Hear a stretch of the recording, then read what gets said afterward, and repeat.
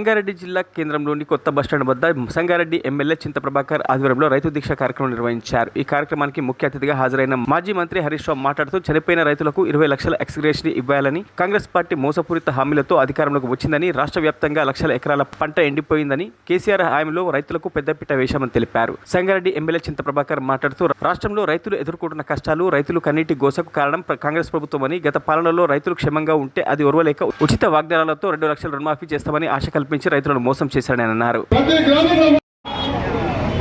వచ్చి ఈ కార్యక్రమాన్ని ప్రారంభించి ఈ రాష్ట్రంలో రైతులు ఎదుర్కొంటున్నటువంటి కష్టాలు, ఈ రైతుల కన్నీటి గోస, ఈ కాంగ్రెస్ ప్రభుత్వం అధికారంలో ఉండి రైతులకు ఇబ్బందులు పెడుతున్న ఇబ్బందులన్నీ కూడా ఏకలు పెట్టి ఇక్కడి నుంచి వెళ్ళిన విషయం మనందరికీ తెలుసు. ఈ రాష్ట్రంలో బీఆర్ఎస్ ప్రభుత్వం రైతు బిడ్డ అయినటువంటి కేసీఆర్ గారు రైతుల పక్షపాతిగా రైతుల క్షేమాన్ని, మరి రైతులు బాగుంటేనే ఈ రాష్ట్రం బాగుంటుంది, దేశం బాగుంటుంది అని చెప్పినటువంటి మహనీయుడు.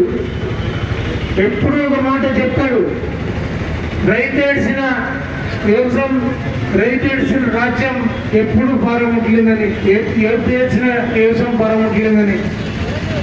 అందుకే రైతులు క్షేమంగా ఉంటే అది ఓర్వలేక ఉచిత వాగ్దానాలతో 2 లక్షల రుణమాఫీ చేస్తామని ఆశ కల్పించి 10,000 కాదు 15,000 రైతు బంధు ఇస్తామని చెప్పి, మహిళలకి మహాలక్ష్మి వేట 25,000 ఇస్తామని, గ్యాస్ సిలిండర్ 5,000 ఇస్తామని ఎన్నో కళ్ళబొల్లి మాటలు, ఉచిత వాగ్దానాలు చేసి అధికారంలోకి వచ్చినటువంటి కాంగ్రెస్ అధికారం రాగానే ఇచ్చిన హామీలన్నీ తుంగలకి ఈరోజు ఎదురుదాడికి దిగుతున్నటువంటి వైనం మనందరికీ తెలుసు.